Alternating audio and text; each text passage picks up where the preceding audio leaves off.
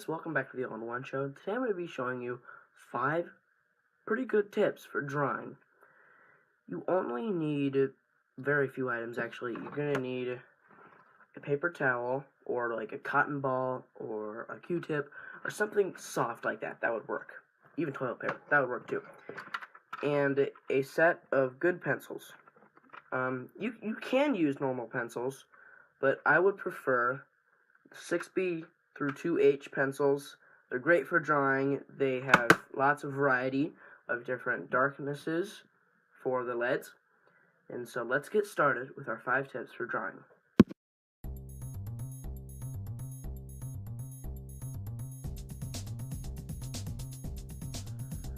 Alright, you guys, so here we go. First tip is sketching. I'm gonna show you an awesome way to sketch. So some people think that sketching is just like, so if we're gonna draw a house, just a simple house, we're gonna go right, we're gonna draw a box. Okay, we're gonna draw a box and a triangle on top of the box, bad triangle, door, maybe a window or something, right? That's one way to do it. But I would prefer just drawing lightly. That way you can add more details as the draw comes. See, if you draw more light, then if you make a mistake, it's way easier to erase. See, watch, I'm gonna make a mistake on purpose. Uh-oh, made a mistake. So then if I try to erase that mistake with a pencil that actually has an eraser, because these drawing pencils that don't, so I'm going to take this mechanical pencil and I'm going to try to erase it. Much easier. See, but if I tried to erase what's here,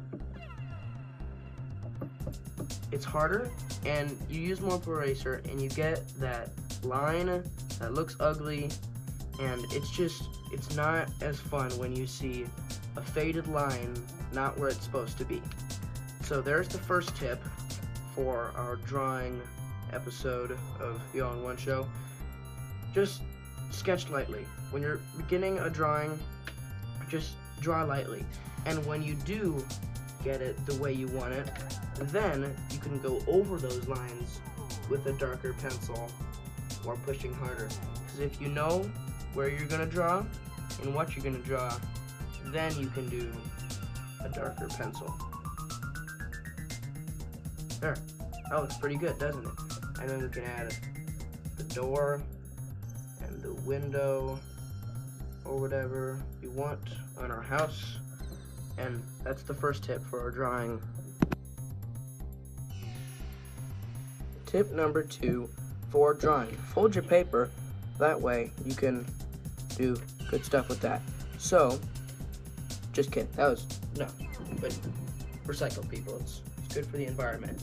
So, shading is very important. This one's all about shading. Shading is super important in order to make it look more professional and have it be making it look like the light is coming from one side of the page, not the other. And so I'm just going to give you a quick example of that. Here, not a real person, not a real name, just draw a face, give it a name. Debbie Francis. Hello. So, as you notice, the shading is a lot heavier on this side of her face rather than this side. Okay, that means that that kind of hints that the light is coming from this side and not this side. So, when you do that, like I said, it makes it more professional. It's a step up from making it just nothing, just blank. Okay, because if there's no light, then it kind of doesn't really make sense. So there's got to be light and there's got to be shadow. So there's an okay example for that. So we're going to be drawing something like this.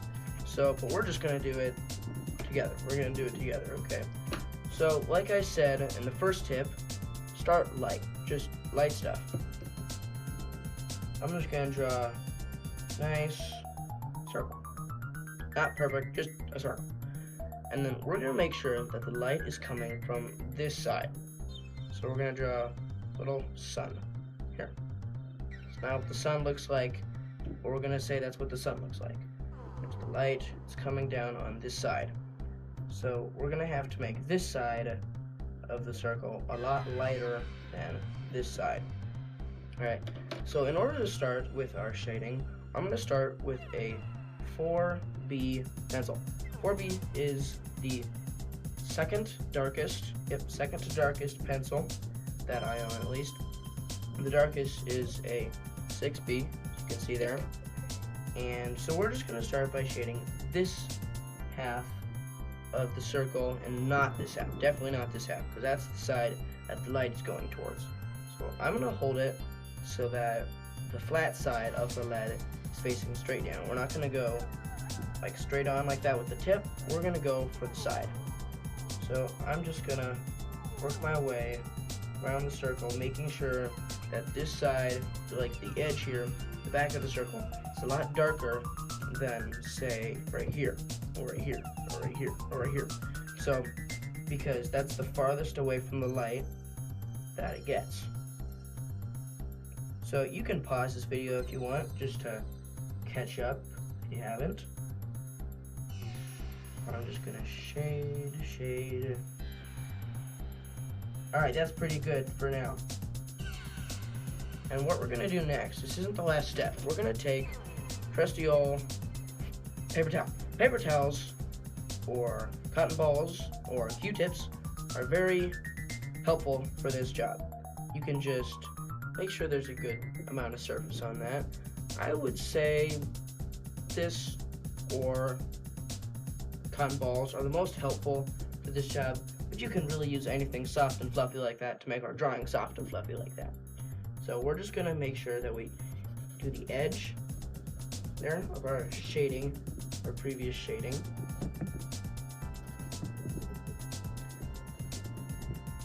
Make sure that this side is always staying the lightest.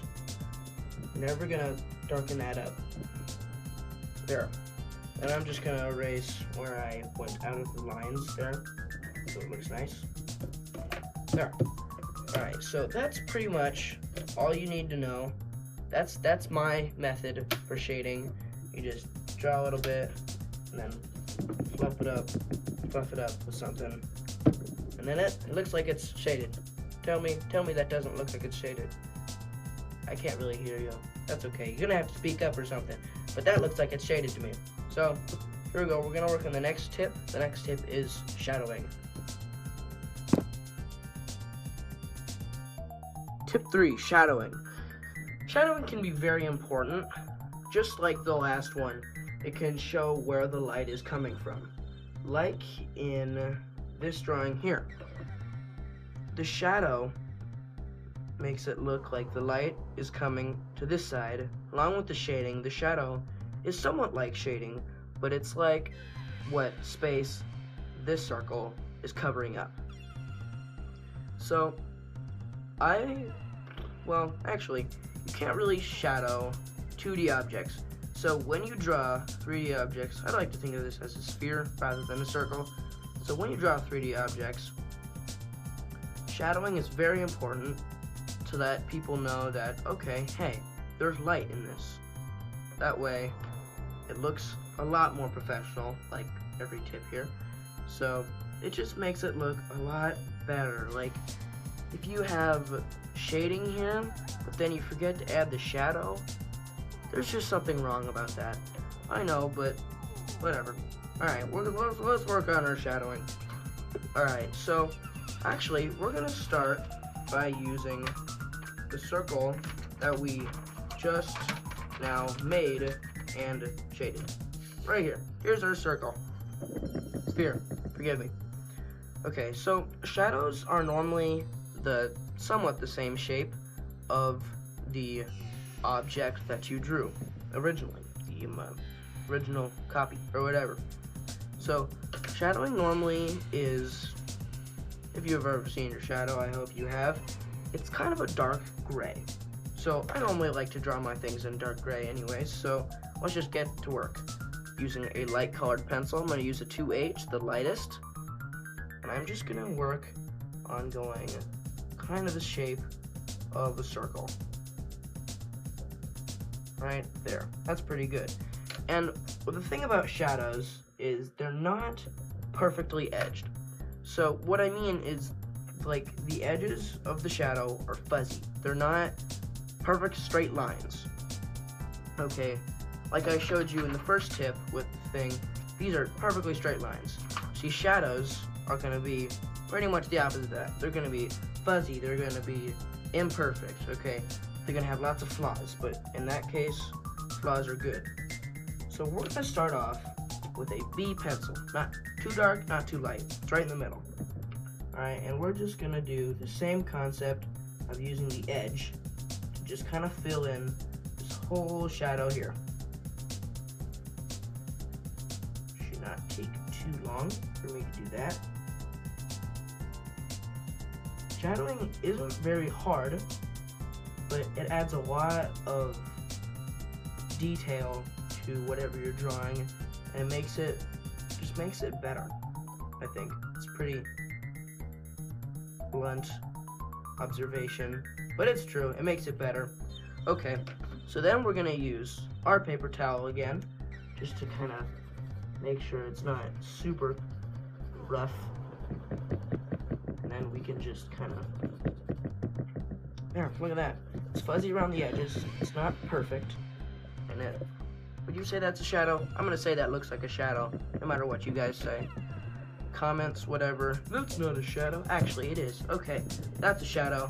That's shading. That's a circle. That's a sphere. Sorry about that. That's the sun. Those are arrows. Shadows.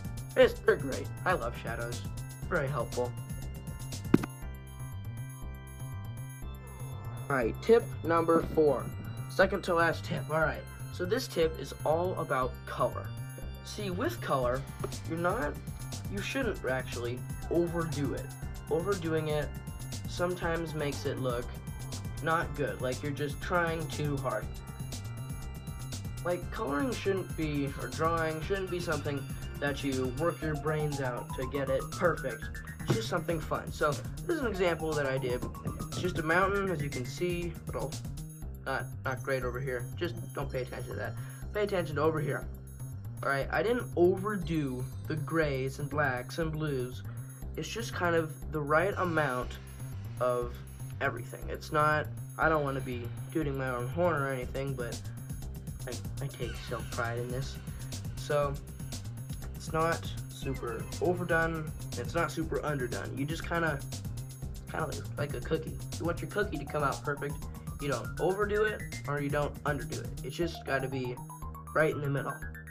So, that's kind of a short tip, but, you know, it makes lots of sense. See, there are lots of things that you can do with color that makes it great. Like, sometimes, like I said, you can do lots of color, or not a lot of color at all, but you have to use it in the right kind of way. Like, if you're drawing, let's just say, I don't know, say a house, like in the first tip. Not a good house, bad house. Okay, if you're drawing a house, you don't want to just make the whole thing brown. Just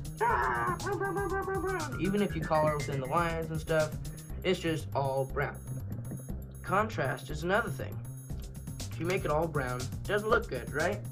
But if you do a house like this, also a bad house, if you do part of it's brown,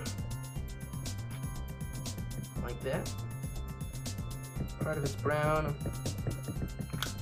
and part of it's yellow. Okay, let's just make part of it yellow. That's a terrible looking house, but you get the point. Don't just use solid color the whole time. Because if I made my mountain a solid black, or a solid white, or a solid gray, it wouldn't look as good as if I used multiple colors like I did. I used gray, I used black, I used blue, I used, I don't know, stuff like that. It just makes it look a lot better when you have contrast and the right amount of everything. Two big, important parts for color.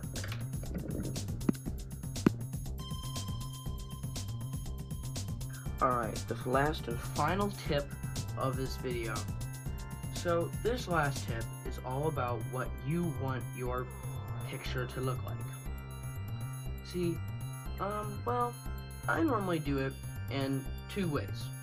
The first way that I'm going to explain is this way. So, I'm not 100% sure if there's a name for this, but maybe leave me in the comments if there is, but it's kind of the way where everything is perfect. Everything is what it's supposed to look like. Like all the lines are perfect and everything is just, like I said, perfect. It's perfect. Okay. So the other way is this way. This way, as maybe you can notice a small comparison on how this one's a lot more rough and coarse and difficult, you could say, and this one's a lot smoother-ish, you could say. So they're both mountains, but I used a different style for each of them. See, this one, you could notice that it's like when you get up close to it, you can see the imperfectionness of it or something, and like the screw ups where I accidentally went around and out there, and how it's just rough and there. And this one is pretty much the opposite. But with this one, when you get farther away, lift up the camera. When you get farther away, looks better. But when you get closer up, start to see what's wrong with it. And that's a style that I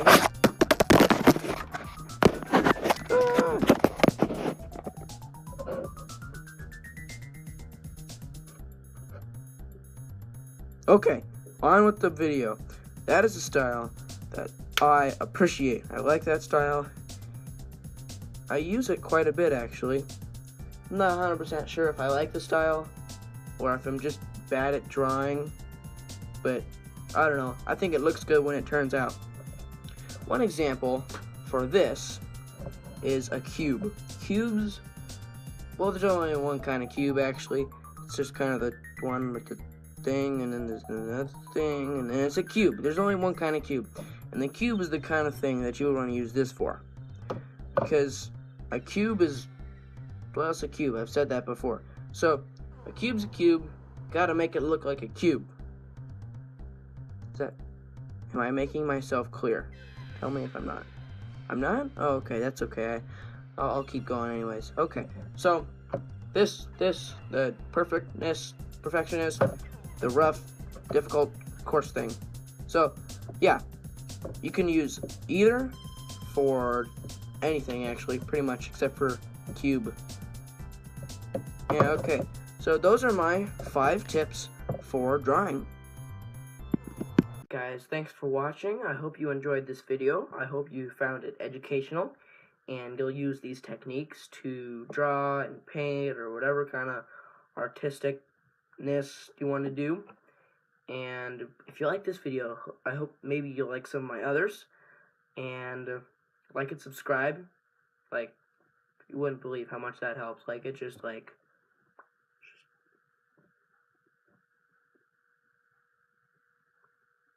see you next time on the All-in-One Show.